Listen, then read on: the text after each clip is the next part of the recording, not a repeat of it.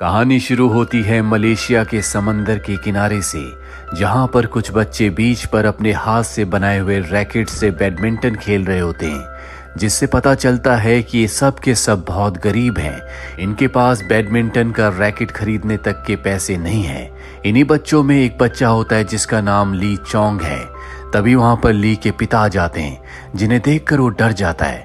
दरअसल ली के पिता नहीं चाहते कि वो बैडमिंटन खेले, क्योंकि इस खेल को खेलने में सीखने में बहुत पैसे लगते हैं। वो चाहते हैं कि ली पढ़ाई करे और एक गवर्नमेंट ऑफिसर बने।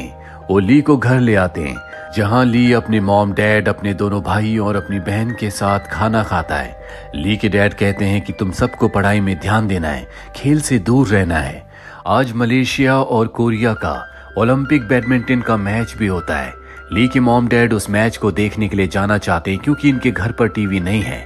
वो अपने बच्चों से कहते हैं कि तुम घर पर पढ़ाई करना, हम मैच देखने के लिए जा रहे हैं।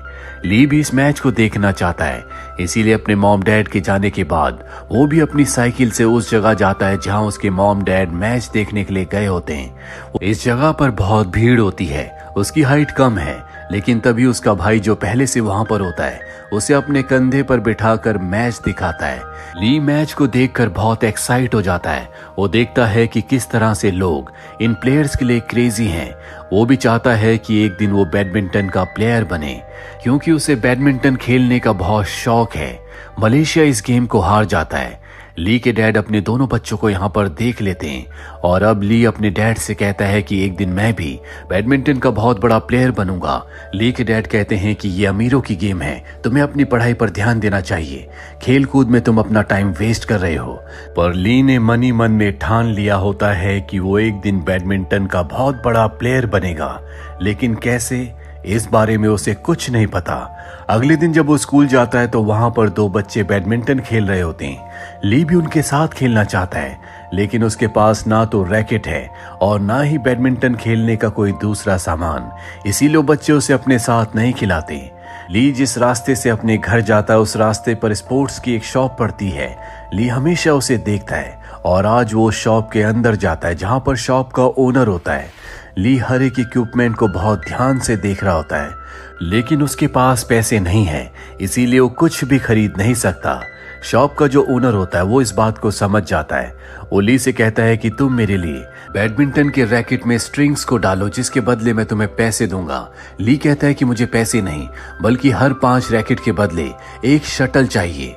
शॉपकीपर उसकी बात सुनकर हैरान हो जाता है। वो उसकी बात मान जाता है और अब ली को पहली बार जिंदगी में उसकी अपनी शटल मिली है।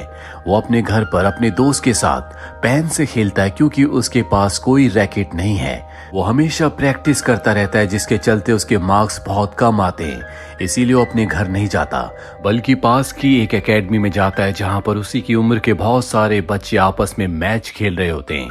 उनके साथ ली भी खेलना चाहता है, लेकिन उसके पास रैकेट नहीं है। यहाँ पर वो शॉपकीपर भी होता है, क्योंकि पहले वो भी खुद एक बैडमिंटन प्लेयर था। और अब वो जब देखता है कि ली वहां पर उदास है तो वो ली को अपना रैकेट दे देता है, जिसके बाद ली एक बच्चे के साथ मैच खेलता है।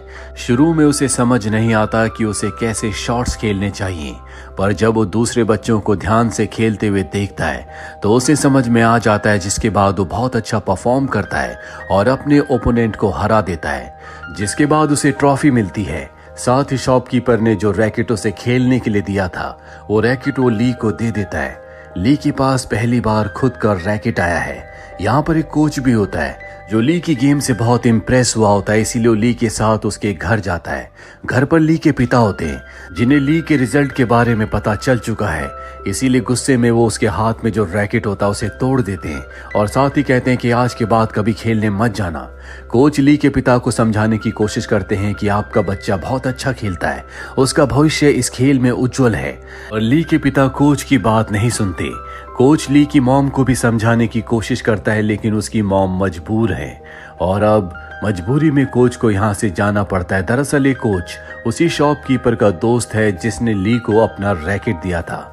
रात को ली जब सो रहा होता है तो उसकी मॉम उसके पास उसकी ट्रॉफी लाती है जो उसने आज मैच में जीती थी। इसका मतलब ये है कि उसकी मॉम चाहती है कि वो बैडमिंटन खेले।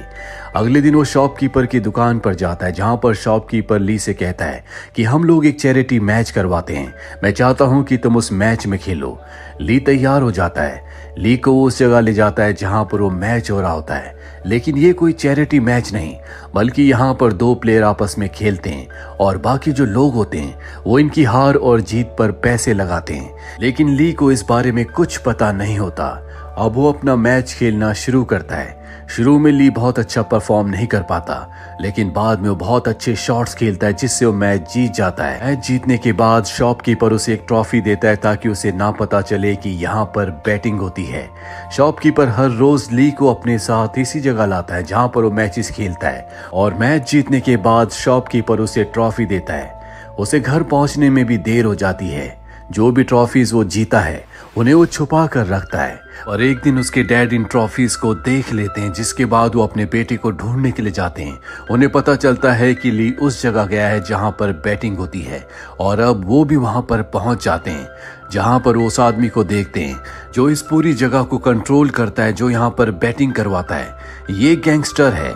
ली के पिता कभी यहाँ पर खेलने आया करते थे, वो बहुत अच्छे प्लेयर थे। वो अपने फ्रेंड के साथ यहाँ खेलते थे, और एक दिन इसी गैंगस्टर ने उन्हें कहा था कि तुम्हें एक मैच को फिक्स करना होगा जिस पर बहुत बड़ा अमाउंट लगा हुआ था। लेकिन ली के पिता और उसके दोस्त मना कर देते हैं, जिस वजह से गैंगस्टर को बहुत बड़ा नुकसान होता है। और जब ये दोनों घर जा रहे होते हैं तो गैंगस्टर इनके पीछे अपने लोगों को भेजता है।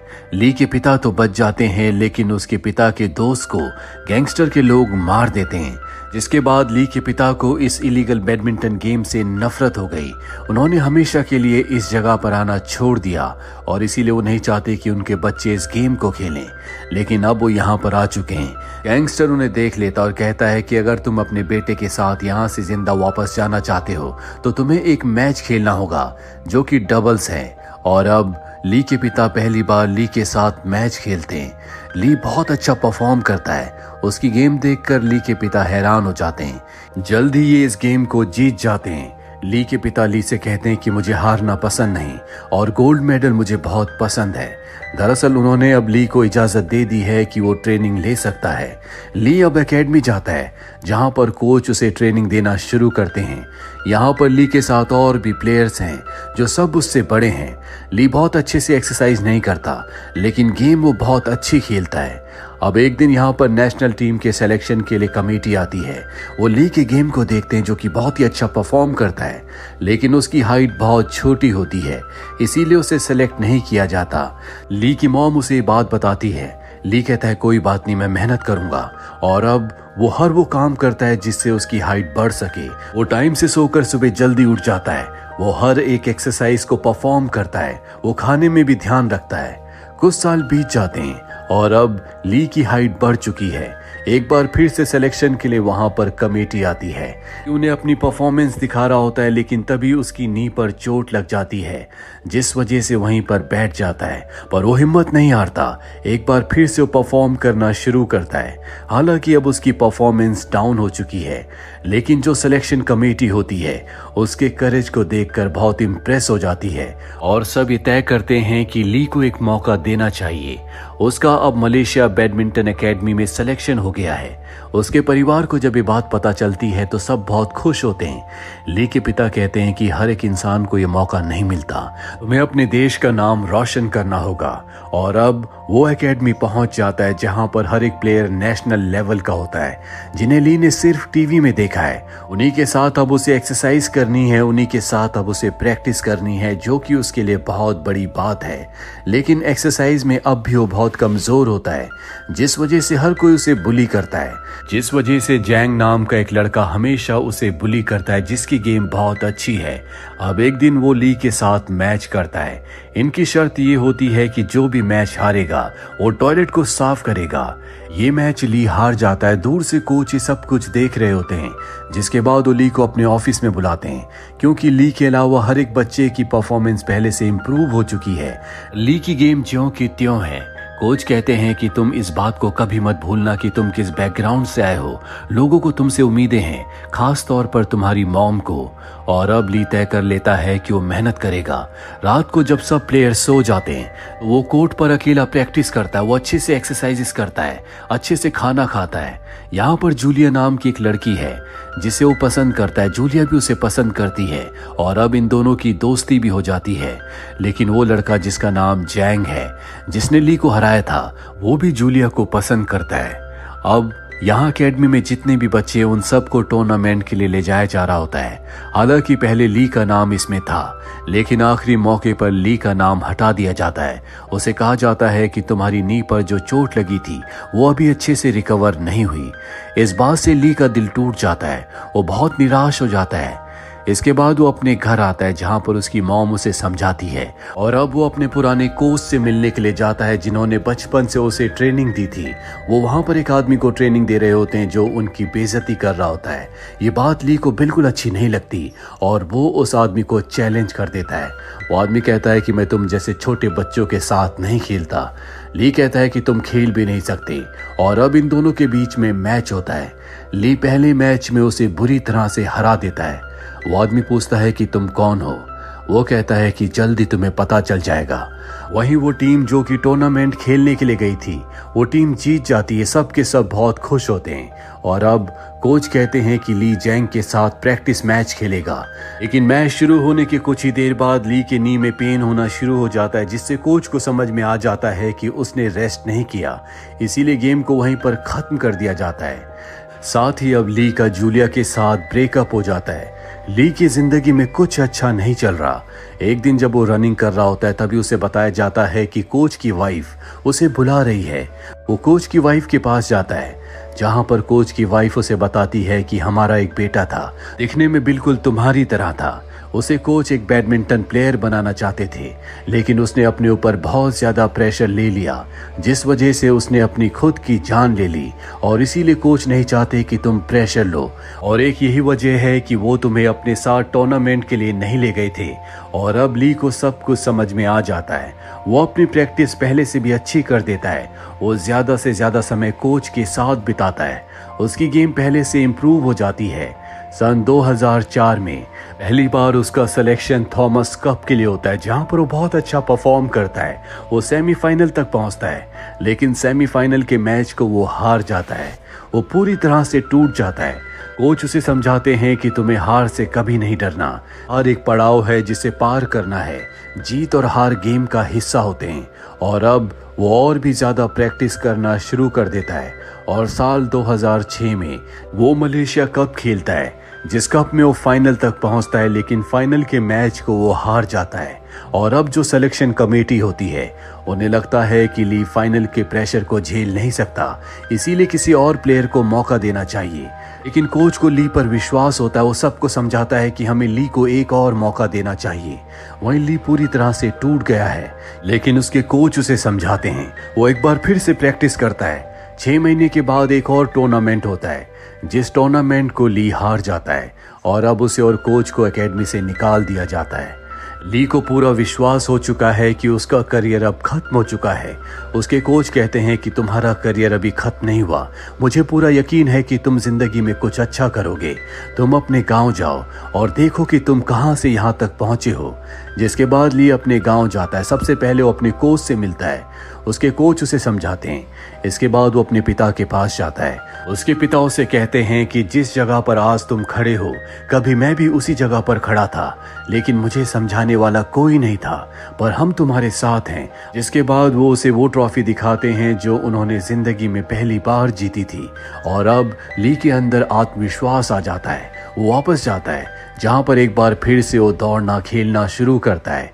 2007 में एक और टूर्नामेंट होता है और इस टूर्नामेंट के लिए जिस लड़के को चुना गया था वो इंजर्ड हो गया है, इसीलिए उसकी जगह ली को भेजने का फैसला किया जाता है। और अब ली उस टूर्नामेंट में परफॉर्म करता है जहां पर वो एक एक करके कई सारे मैच जीत जाता है। अब उसका फाइनल मैच है और उसके सामने जो प्लेयर है वो पहले भी ली को 2 बार सेमीफाइनल में हरा चुका है। ली के ऊपर बहुत प्रेशर होता है क्योंकि इस मैच को पूरा मलेशिया देख रहा है। ली आज से पहले मलेशिया के लिए कभी कोई कप नहीं जीता। ये शायद उसके पास आखिरी मौका है। अब इन दोनों के बीच में मैच शुरू होता है। ली शुरू में बहुत अच्छा परफॉर्म करता है, लेकिन धीरे धीरे उसकी परफॉर्मेंस डाउन होना शुरू हो जाती है और एक पल ऐसा आता है जब वो कोर्ट पर गिर जाता है और तभी उसे अपने पिता का, अपने पुराने कोच का चेहरा याद आता है। उसे एहसास होता है कि सबको उससे कितनी उम्मीदें हैं। जूलिया भी वहां पर उसे चीयर करने के लिए आई होती है। वो पीछे मुड़कर देखता है। जूलिया कहती है कि मुझे तुम पर विश्वास है, तुम कर सकते हो। और अब ली एक बार फिर से पूरे जोश के साथ खेलना शुरू करता है और एक एक करके कई सारे पॉइंट्स लेता है और फाइनली वो एक ऐसा शॉट मारता है जिस शॉट को उठा पाना उसके ओपोनेंट के लिए नामुमकिन है। और इसी शॉट के साथ वो इस टूर्नामेंट को, मलेशिया के लिए पहले कप को जीत जाता है। ली ने आज अपने उस ओपोनेंट को भी हरा दिया जिसके साथ उसकी कई सालों से राइवलरी थी, जिसने ली को कई सारे मैचेस हराए थे। जूलिया ली के पास आती है और उसे अपने गले से लगा लेती है और इस तरह से ली ने आज वो कर दिखाया जो वो हमेशा से करना चाहता था। तो ये थी ली चोंग वी की जिंदगी की सच्ची कहानी। उम्मीद करते हैं कि ये मोटिवेशनल स्टोरी आपको पसंद आई होगी।